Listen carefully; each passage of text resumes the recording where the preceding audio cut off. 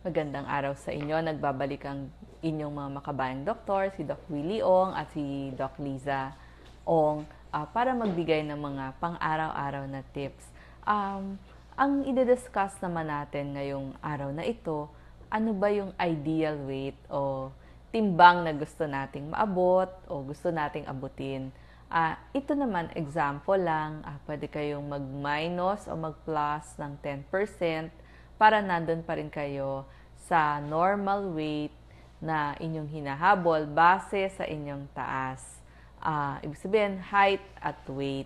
Siyempre, pag mas maliit, mas mababang timbang ang gusto natin. Kapag matangkad kayo, mas mataas na timbang ang allowed para sa inyo. Umpisahan natin sa mga ladies. Madali lang mag-compute kasi syempre lagi nating tanong, ano ba yung ideal weight ko? Mag-start tayo doon sa mga babaeng 5 feet. So, madaling tandaan kapag tayo ay 5 feet tall, more or less gusto natin plus minus 10% pero gusto natin at least 100 pounds tayo. So, madali. 100 sa 5 feet. By 5s ang counting. So, kung 4'11, gusto mo 95. Pero kung 5'1 ka, 105. So, madali lang. 5, 10, 15, 20. So, halimbawa, 5'2 tayo, 100 plus 10. So, 5 pounds kada 1 inch. So, 100 plus 10 pounds, 110. Kapag 5'3", 115 pounds. Kapag 5'4 ang taas, ang gusto natin, 120 pounds. So, madaling i-compute kapag babae. Yan yung mga ideal weight natin. Kung halimbawa, 5 feet tall ka, medyo 110 ka pa rin, pwede pa kasi 10% naman yun eh. So, may allowed tayo na 10% na mas mataba dun sa ating ideal weight. So, ito, mas madali kasing tandaan. Marami ring paraan ng pagkuha ng ideal weight. Ito lang ay isa sa mga pinakamadali. Madali nating i-compute. Kaya ito na lang yung in-example ko sa inyo. Sa mga kalalakihan naman, yan. Sa pagkalalakihan, ang ginagamit natin by 6, di ba? Sa babae, 5 pounds. Sa mga lalaki naman, 6 pounds ang gusto natin. So, actually, ang 5 feet, ang gusto natin, 106 pounds ang simula. So, kaya nga, pag 5'1", 112. Kapag 5'2", 118. Kasi lagi 6 ang dagdag. Kapag 5'3", 124. So, plus 6 plus 6. So, kung 5'4 ka naman, 130 pounds ang gusto natin. So, pwede kang mag-add ng, limbawa, 130 pounds ka, 5'4 ang iyong taas. 10% niyan, mga 13 pounds, pwede pa. Hindi pa rin sasabihin na overweight ka or may katabaan ka. Pero ang mga lalaki natin, matatangkad sila. Halimbawa, 5'8", more or less, 154 o plus 15 pounds, pwede pa yon. Hindi naman ibig sabihin mataba kapag, so 154 plus 15, so pwede pa yung ganong mga weight. So tandaan, sa kababaihan, 5 pounds ang idadagdag, magsimula sa 100. Sa kalalakihan, 6 pounds kada inch ng taas, magsimula tayo sa 106 pounds. Ito lang kasi yung mas madali. Pero meron din yung ginagamitan ng mga, ngayon kasi meron ng mga timbangan, sila na yung magko-compute sa'yo. Okay din po yun, mas accurate yun. Ito lang in example ko. Para mabilis tandaan. Ang next topic natin, Doc Willie, ay tungkol naman sa thyroid. Ito yung nandito. Yan, may kinalaman to sa ating hormones. Yes. So, yun. Ating thyroid problem. Ito tayo dito. Banda dito. Salamat sa pagbigay ng mic. Marami ba na overweight? Huwag naman po matakot kung na overweight konti. Pwede naman may allowance tayo ng ilang pounds pa. Mga 10%. So, mga 6 pounds eh. Pag sumobra, okay lang naman ang sumobra konti. Ang dami kasi nagtatawag sa akin. Ang gusto nilang topic daw, thyroid. Doc, paano naman yung thyroid? Bibigyan muna natin silang ng test, Doc Lisa. Test tayo. Ang test natin kung meron kayong alam sa thyroid gland. Alam nyo ba na saan yung thyroid gland? Okay, first question. Nasa harap ng leeg, A.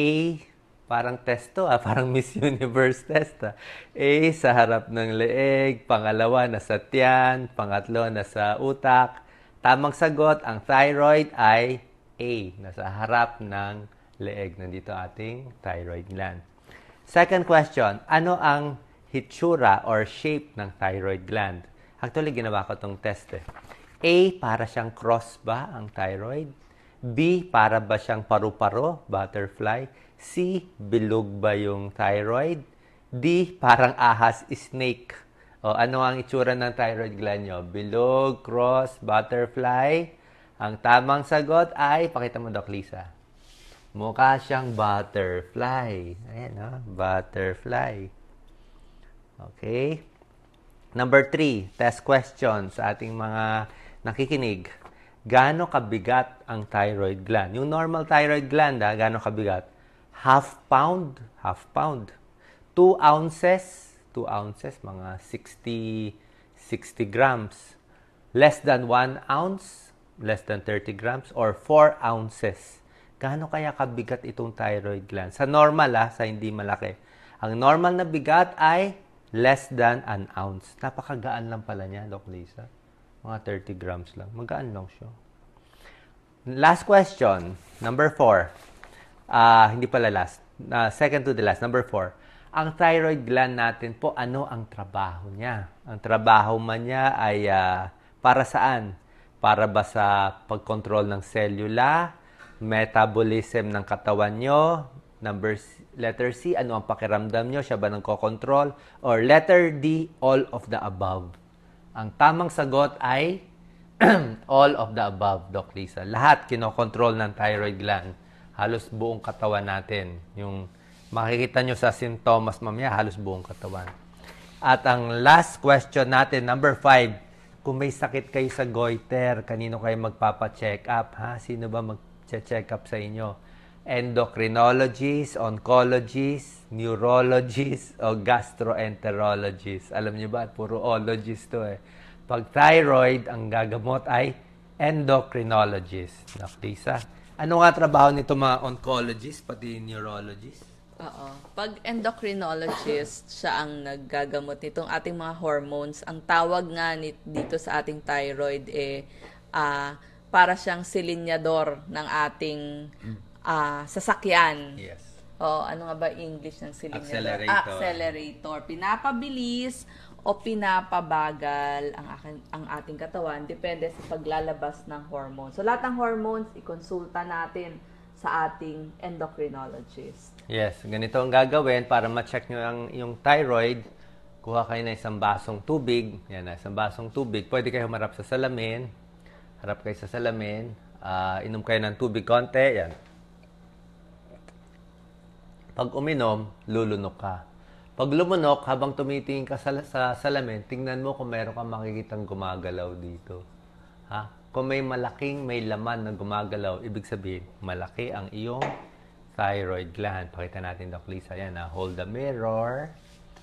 Tingnan mo yung parang may bukol ka dito sa leg, Adam's apple. Nakatingin siya sa salamin. Tingnan mo kung may lumulundo, may gumagalaw ba. Yan, pinopoint ko. At kung may gumalaw, ibig sabihin, malaki ang iyong thyroid. Nakakapa yan, Ito po yung thyroid, pinapakita natin. Right lobe and left lobe, minsan lumalaki yan. Minsan lumalaki. Ano ang trabaho ng thyroid gland? Ito yung thyroid gland natin. Ang thyroid, nagkokontrol yan ng timbang. Kaya pinakita natin, Doc Lisa, di ba, yung mga namamayat. Ayan na nagkokontrol. Yung energy mo, wala akong lakas ngayon. Thyroid din nagkokontrol. Yan ang nagkokontrol, thyroid. Hindi makatulog. Yung skin, yung hair, pumapangit. Ayan din. Yung pati menses, pati sa memory. So, pinapakita ni Doc Lisa, ito yung thyroid gland natin. At may nilalabas siyang hormones. Ito yung tinetest natin, T3 at T4. Naglalabas siya ng T3, T4. At pag naglabas siya ng T3, T4, pwedeng kulang o sobra. Pag sobra, hyperthyroid ka. Pag kulang, hypothyroid ka. Pero anong kokontrol sa thyroid din natin? Yung utak natin, pituitary gland. Ito. Nagkokontrol siya, nagsisecrete siya ng TSH, thyroid stimulating hormone. Ito, ang utak ang nagsasabi sa thyroid, uy, gawa ka pa more. Gawa ka pa more thyroid, kulang o sobra ka. Kaya ito po yung chinecheck natin sa blood test. TSH at T3, T4, sana maging libre ito sa gobyerno kasi medyo napakamahal 700 pesos. So, pakita natin, Doc Lisa. Pag-usapan natin muna ang hyperthyroid. Ang daming may hyperthyroid. So, kita nyo, kitang-kita nyo sa mukha niya, hyperthyroid siya, di ba? Paano nyo nalalaman hyperthyroid siya? Nakakita kayo ng ganito, ang laki ng bukol niya, ang laki, Ang laki. Parang sa tennis ball na to, swelling. Goiter na tawag yan. Tapos kita mo namamayat, payatot. Mata, nakaluwa. Bakit nakaluwa yung mata? Paano nyo malalaman kung ang mata nyo nakaluwa o hindi? Ganito lang po kasimple. Meron tayong iris, di ba? Ito yung paikot, itong iris. Itong bilog, Itim ng mata. Itim ng mata. Yung itim ng mata, ang normal, dapat nakatakip yung bandang taas. Yung talukap, yung eyelid mo, nakatakip sa mga ibabaw ng bilog. Hindi mo dapat nakikita yung bilog ng mata mo. Dapat ang nakikita mo, ganito, pakita ko sa baba. Dapat ganyan. Hindi mo kita yung bilog. Nakatakip yung ibabaw. Yan ang normal. Pag nakaluwa, ay kita mo talaga yung bilog. Parang mata ng pusa. So yan, bulging eyes yan. Hyperthyroidism na yan. Kita mo, papakita natin na sukat. Ito ang normal na sukat ng thyroid. Ito may linya na kulay blue. Pero lumaki siya. Laki na ng sukat niya. Lumampas siya. Kaya nga naging ganito kalaki. Ano mga sintomas? I-check po nyo. Baka meron kayong symptoms ng hyperthyroid. Pakita natin, Doc Lisa. Namamayat bigla. Ako na, Doc Lisa. Weight loss. Appetite. Weight loss. Yan, namamayat. Tapos, irregular heartbeat. Malakas ang kabog ng dibdib. Ninenervyos. Sweating. Pinapawisan. Laging naiinitan. Parang laging mainit. Change in bowel habits. Minsan, nagtatais. Lagi ko tinatanong, nagtatai ka ba? Naiinitan ka ba? Pinapawisan ka ba? Malaki ba yung goiter mo? At yan, kabog ng kabog ang dibdib. Tapos yung iba, hindi na makalulun. Yun ang hindi magandang sintomas. Palpitation, hindi magandang sintomas. Magkakaroon yan ng heart failure. Yes, pakita natin, Doc Lisa. So, pag hyperthyroid kayo, kailangan talaga uminom ng gamot. Hindi pwedeng hindi uminom ng gamot. I'm sure marami sa nakikinig sa atin na hyperactive yung thyroid, kabog ng kabog, pinapawisan, nagtatay, ninenervyos, tapos nagpa-blood test kayo, di ba? Pa-blood test na po kayo pag ganito sintomas. T3, T4, TSH. Makikita nyo mataas ang T3, T4 ninyo. Kailangan libre yan talaga yung mga lab test sa bayan natin. Pero around 700 pesos ang mga test nito. Maybe up to 1,000 pesos. So, T3, T4 mataas, hyperthyroid ka na. Ano komplikasyon? Heart failure. Manghihina yung puso. May namamatay dyan. Palaki ng palaki yung puso, kabog ng kabog. Tapos yung mata nga niyan, lumuluwa. So, mahirap madali siya ma-miss. At may gamot. I'm sure marami sa inyo nabigyan na ng gamot dati. Pero katulad na sinabi ko dati, huwag na huwag titigil ang gamot. Ano ang gamot sa thyroid? Yung mga Tapasol, Metimazole, PTU, Propylthiouracil, di ba? Tapdin, Tapasol. Pag nabigyan kayo ng ganyang gamot, kadalasan iinumin nyo ng 2 years, 3 years, 4 years. Walang tigilan. I'm sure nakikinig sa atin ng FB Live, marami sa inyo nasabihan hyperthyroid, wala kayong pera pambili ng gamot kasi nga medyo mahal, 22 pesos a day at tinigil nyo na, kala nyo okay na, nagtago tayo sa sakit, delikado po. Marami akong pasyente, tuloy ng tuloy, hyperactive siya sisirain niya yung buong katawan mo Para kang kotse na nakatakbo dapat kotse takbo 60 kilometers per hour. Yung kotse ninyo, yung katawan ninyo, ang takbo 160 kilometers. Sobra bilis. Kaya bilis ng kabog, bilis ng pagtae, bilis ng nervyos. Yung kamay niya, nanginginig. Nanginginig yung kamay ninyo. That's hyperthyroid. Gamutan, itong mga binanggit ko, methimazole, PTU, at yung iba, inooperahan. Yung iba, radioactive iodine, pwede rin. Pero ang point ko, walang tigil yung gamot. Kung natigil nyo na ng 1 year, 2 years, magpa-check tayo ulit ng T3, T4, TSH. Okay? So, yan. Sana pakishare yung mga may problema sa thyroid. Next, Doc Lisa, underactive thyroid. Ito naman, hypo. Yung mga naha-hypo. Ha? Yung mga naha-hypo, ito maliit ang thyroid niya. Oh. Lumiit siya. Pabaliktad naman to. Mas puffy, mas mataba, dry skin, mas magas. Ito naman mabagal. Kung yung kanina, ang takbo niya, ang takbo ng katawan niya parang 160 kilometers per hour. Bilis. Ito, ang takbo niya parang 10 kilometers lang. Mabagal sa lahat. Mabagal ang bituka, laging hindi makadumi, constipated. Magaspang ang muka, dry skin, cold skin, puffy face. Boses niya lumalalim, hoarse. Hindi makakonsentrate, malakas ang regla, nadidepress, namamanhid ang kamay at paa. At ito naman, tulog ng tulog, pabaligtad. Yung kanina namamayat, ito tumataba. Ito, hypothyroid symptoms to.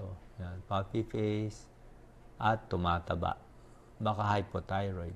Pero isang common cause, Doc Lisa, ng hypothyroid, yung naoperahan eh. Minsan naoperahan, at natanggal nga at nagkukulang, kailangan iinom siya ng pampataas. Iba ang gamot dito sa hypothyroid, ha? So, see your doctor for hypothyroid, ha? Daming mga Pilipino may problema sa thyroid. And last, isang problema sa thyroid. Ito ang pinabantayan natin, thyroid nodule, ha? Kayo ba nasabihan na may nodule, may cyst? Okay lang kung may cyst sa thyroid. Pero ang kinakatakot natin, baka cancer siya. Meron din kasi mga cancer na thyroid nodule. Karamihan sa kanila benign, pero pag cancer, papa-opera natin lahat. Papakita tayo sa endocrinologist. Ano ang sintomas? May bukol na nakakapa. Ito talaga bukol. Dito. Tapos parang hindi makalulon. Pag hindi na makalulon, hindi na makaswalo, hindi na maganda. May kulani sa leeg at masakit na yung leeg, nararamdaman nila. Ibang test naman ang pinapagawa natin dito, Doc Lisa, sa mga may bukol. Papagawa natin sila ng thyroid ultrasound. Diba? Ultrasound ng thyroid, papagawa natin para ma-check natin sila. So, pag nakitang may bukol, or talagang napakalaki, wala tayong choice, papacheck tayo sa endocrinologist, and kung malaki na talaga, papacheck tayo sa surgeon. Ang surgeon, huwag kayong matakot kung wala kayong pera, okay lang, check up lang tayo. Ha? Kung kailangan ooperahan, may bukol eh. Kung may bukol, malaki na kailangan na operahan. Huwag kayong matakot, punta lang tayo sa government hospital, dalhin nyo lang yung PhilHealth ninyo. Kung wala kayong PhilHealth, kuha kayo ng PhilHealth. Tapos, may gastos pa rin tayo konti.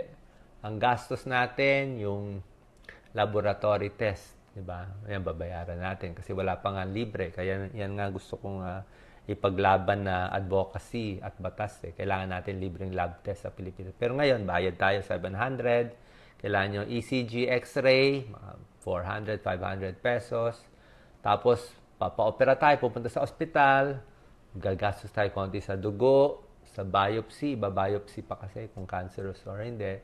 And all in all, siguro mga 5,000, 10,000 baka kayanin na. Or minsan up to 15,000 pesos gagastusin. Ito po government hospital, charity na, gagastos pa rin tayo mga ganung pera. Pero wag mo na matakot, wag mo na isipin yung 15,000. Kung talagang malala na malaking-malaki na, kahit 1,000 pesos lang ang pera mo, pasok na. Kahit pambili lang muna ng swero, okay na yun. Ha? Total, makakaawas naman yung PhilHealth eh. Makakaawas ng mga, siguro, kalahati sa babayaran mo, babayaran ng PhilHealth. Yung ibang gagastusin, doon na tayo. Okay? So sana marami tayo na tulungan ngayon at yung mga may problema sa leeg, sa goiter, pwede nyo i-comment, pwede nyo i-comment dyan para mabasa ko, baka meron pa ako nakalimutang ipapayo sa inyo. So government hospital, pila lang kayo. Ang problema, hindi kayo makakapila sa mga PGH kasi PGH ang pila daw 3 buwan o 6 na buwan bago ka maoperahan. So hindi pwede sa PGH. Sa iba, pili na lang kayo, Doc Lisa, ng mga mas maliliit na ospital doon sa LGU, sa lugar ninyo. Baka yung pila hindi ganun kahaba.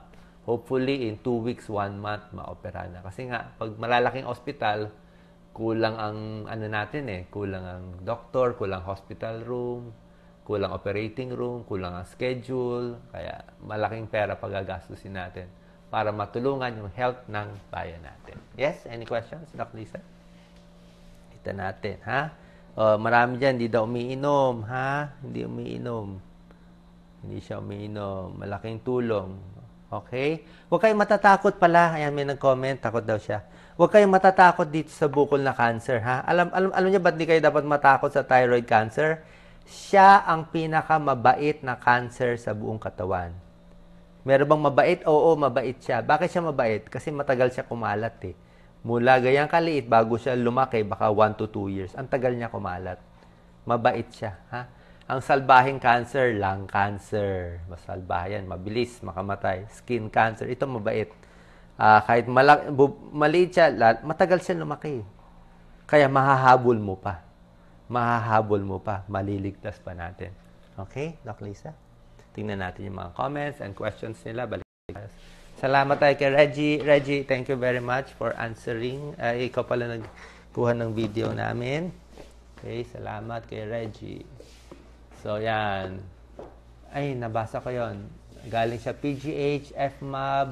Yes. Salamat po. Ang dami nating problema sa goiter, Ang dami nating problema. Nakikita nyo? May thyroid nodule daw siya. Takot magpa-check up. Okay lang nodule. Ha? Matatanggal yan. Hindi mo kasi pwede taguan yung... Parang kotse nga sinabi ko Pag may sira ang kotse, yung kotse mo umaandar. Diba? Katawan mo parang kotse. Tapos may katok na siya. Alam mo yung kotse mo may katok na. Alam mo yung tunog ng pag-open mo ng makina. Iba na yung tunog ng kotse. Tapos hindi mo pa papacheck up. Tapos isasakay mo yung anak mo doon sa kotse, sa highway. Alam mo, kumakatok na Pag kumakatok na yung kotse, hihinto na yun. Baka mabangga kayo. Diba? Ganun din yung katawan. May katok na siya, may bukol na siya, mahina na pakiramdam mo. Diba? Makabog ka na, hindi ka na makalulon. Huwag mo nang ipilit yung katawan mo kasi bibigay na siya. I-adjust na natin. Ha? Ma-adjust yan. Ang dami, Doc Lisa, ayaw magpa-opera? Ayaw magpa-opera. Bakit ayaw magpa-opera? Mabilis lang. Yan ang ginagawa namin lagi. Gawain ko siguro daan-daan na pa-opera ko sa thyroid. Diba? Isa po yan sa murang operasyon. Murang operasyon. At malaking very safe. Oo, malaki ang benepisyong makukuha. Promise ko sa inyo, magpa-opera kayo. Promise ko sa inyo, mabubuhay kayo. Basta thyroid thyroid operation, mabubuhay kayo. Sigurado yan, 99.9%. Baliwala yan sa doctors natin. Kayang-kaya yan sa Pilipinas, baliwala yan. Kahit nakapikit mata nila, kaya nila. Sobra easy yan. Lalo na yung mga maliliit, kayang-kaya nila yan. Ha? Parang nagtanggal ka lang ng cyst dito. Pwede na yon. Kaya yung mga ayaw magpa-check, takot sa opera. Takot sa opera, ang galing naman manigarilyo. O hindi takot sa usok na sigarilyo. Diba? Mabilis lang yan. Tsaka pag natanggal po, safe na kayo, buhay na kayo, makakasama mo na si Mrs., makikita mo itong pagmumukha ng matagal, magiging happy kayo. Pwede kayo mag-celebrate. I-comment nyo sa akin kung napa-operahan na kayo. Oo, merong nagko-comment, magkano daw more or less. Pag sa gobyernong ospital o sa ating mga hospital na pampubliko, mga 5 to 10,000 kaya na. Ima-minus naman yan sa inyong PhilHealth. So, yung mga laboratories outside lang yung babayaran ninyo. Pero kapag punta na kayo sa loob, maliit na lang ang babayaran ninyo. Yes. Tapos, pag naman private, bago kayo magpa-opera, itanong nyo, Doc, magkano ba? Para mapag-ipunan nyo.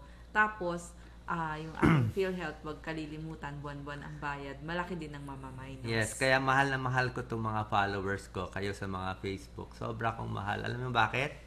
Alam na alam ko iniisip nyo eh. Kita mo gustong gusto ko kasi ang dami na ng comment Ang comment nila lahat, Doc Lisa, tulad na sinabi ko, uminom sila ng Metimasol para sa thyroid 3 months, tinigil na kasi wala daw pagkain. Walang pambili. Lahat sila tumigil. Mura lang yan sa generics. Mahal na mahal ko to followers ko kasi sobra sila honest eh. Sinusulat nila na nagpa-check sila, hyperthyroid, tinigil. Please, Ito may wallet ako. Ako na magbabayad. Ako na magbabayad sa inyo. Please. Pag nakita tayo, sabihin mo, Doc, asaan yung perang pinaramis mo? Okay, bibigay ko sa'yo. Kung magkano laman ng wallet ko, promise ko, bibigay ko sa'yo. Inumin mo lang yung gamot mo sa thyroid. Kailangan mo yan, yung gamot mong Metimasol, Tapasol, Tapdin, dosage, siguro mga 10 milligrams, 5 milligrams, tapos twice a day or 20 milligrams. Kailangan mo inumin for several years para bumagal yung galaw ng katawan mo. Para hindi manghina yung katawan mo at hindi mag-heart failure. Maka-heart failure ka eh. Pag tinigil mo yung gamot mo sa thyroid ng 2 years, 3 years, lolobo yung puso. Pag lumobo yung puso, parang goma yan, na-stretch na, patay na. Hindi na makahinga. Hindi po toxin. Toxic goiter. Toxic goiter is same as hyperthyroid. Yes. Hyperthyroid din yon. Toxic goiter, hyperthyroid, ano ba yun? Thyroid sa labas. Meron pa sila sinasabi, labas at loob eh. Pero actually, pareho din yun. So, inumin nyo yung... Tapos may question din madalas, kasi daw sumigaw ng sumigaw habang nanganganak. Meron po tayong tinatawag na postpartum thyroiditis. Dapat liliit din ang ating thyroid gland after 6 months. So, kung hindi lumiit, punta tayo dun sa pampublikong ospital at ipacheck yung ating thyroid. Yes, katulad ng sinabi ng mga, ang babait talaga mga followers ko, meron daw siya papilloma, thyroid cancer. Maganda yung papilloma, thyroid cancer. Magaling na daw siya. Okay na daw siya. Ako nag-a-assure sa'yo, God's will yan. Swerte tayo, buhay tayo sa araw na to. God's will yan, nanonood kayo ng FB Live. Hawakan nyo yung goiter nyo, ang laki-laki. Pinag-iisipan nyo, pupunta ba ako sa ospital bukas? Anong araw ba ngayon? Pumunta na kayo. Punta na kayo. Mura lang yan. Kahit walang pera, pumunta kayo. Utang na lang tayo. Patanggal na natin yan. Pag natanggal na yung bukol mo, iinom ka na lang maintenance. Ang maintenance nila yung levothyroxine, L-troxine. Pabaliktad yun na. L-troxine pag natanggal na yung thyroid. Bawal uminom basta-basta ng gamot. Ina-adjust yan. Okay? Maraming salamat. Totoo talaga, pag nakita tayo, kung magkano laman ng wallet ko, bibigay ko. Hayaan mo, one day, yayaman tayo. Hindi na ako tumataya sa loto, mahirap manalo eh. Pero one day, sa tulong ng Diyos. So, lahat na nakikinig, tuloy-tuloy Huwag titigil yung sa thyroid, pampahaba ng buhay ang tips natin ngayon, hindi pampaikli. At ma-assure ko sa iyo, pag nagpa-opera kayo, lahat na nakikinig ngayon, 100% buhay kayo. Walang complication, walang problema, napakabilis na operasyon. Yan ang goal ko talaga, Doc Lisa. Sa Philippines, I think meron mga 50,000 Pinoys ang may ganyang problema. Pag matatanggal natin lahat yan, okay na. At isa pang goal ko, maibaba yung presyo ng Tapdin, Tapasol. Napakamahal, 22 pesos a day. Diba? Ang dami na natin nabiling tableta na Tapasol para sa pasyente. Dapat ibaba. Wala tayong generic na mura eh. Yan talaga dapat i-import ng bansa natin para sa thyroid na gamot. Yung 22, gawin man lang 10 pesos a day. Kasi hindi kakayanin yung 22 pesos a day. So, bago tayo magtapos, papakita ko lang yung pinuntahan namin ni Doc Lisa sa... Kwento mga Doc Lisa, saan ba tayo pumunta? Pumunta tayo sa isang tabing dagat, sa Aplaya. Aplaya. At ipapanood natin yung naging buhay ng mga taga roon. Si Mario. Kasi tinawag to sa amin eh. Tinawag sa amin itong pasyente ni Barangay Captain, di ba Doc Lisa? Pakita natin. Kaya kanina nagpasalamat nga ako kay Barangay Captain, Ari Serrado at sa kanyang may bahay, si Lulut at kay Sherwin na taga-barangay, kay Miss Sherwin. Barangay 5 dito sa Amaya, Pakita ko lang po, ito pinuntahan namin. Sa tabing Aplaya. Si Cap Aris Serrado ay naglilingkod sa kanyang mga tao dito sa Kapitan 5. At isang araw nga po ay tinawagan ko si Cap na, Cap, alam ko marami kang gustong tulungan dyan sa lugar mo. Talagang siyang nangangailangan. Talagang siya ay nangangalakal-hulaan para pang araw-araw na pagkain. Tulad nga ho ng kanyang bahay, talagang hindi na siya makatigil.